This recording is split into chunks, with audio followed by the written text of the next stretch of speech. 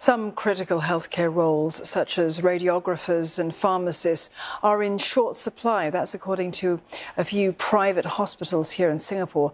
And it comes at a time when the country wants to step up preventive healthcare. The crunch has been getting worse since the pandemic, even as institutions tackle an ongoing lack of nurses. These students are learning how to read the inside of a human body with methods like ultrasound and X-rays. It's a full 4-year course to prepare for work in a hospital as radiographers. For those with working stints, the reality is already setting in. You would require more physical strength than one would expect, especially since we would usually have to transfer patients who require assistance or they're immobile. Us taking a good image versus a bad image, right, could mean life or death to the patient. It's an increasingly sought-after skill in the healthcare sector. The whole cohort of about 100 lands a job every year.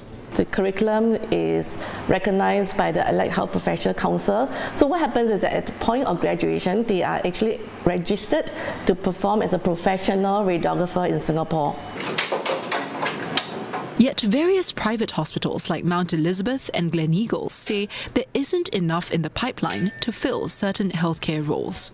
We are looking for radiographers as well as sonographers and pharmacists. So these are the critical positions because currently right now Singapore is focusing a lot on preventive medicine.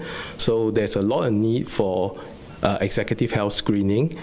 To fill the gaps, they're offering scholarships and ramping up overseas recruitment.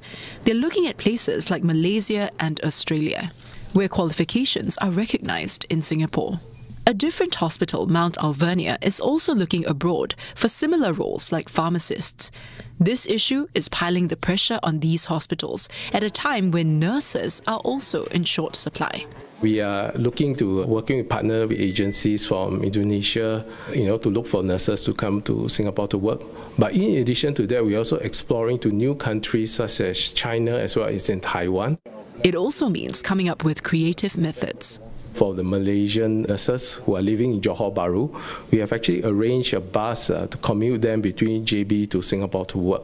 So this will help them to alleviate the cost of living issues between Singapore and Malaysia. The Health Ministry announced this year that it's set to add 24,000 more nurses and healthcare staff by 2030.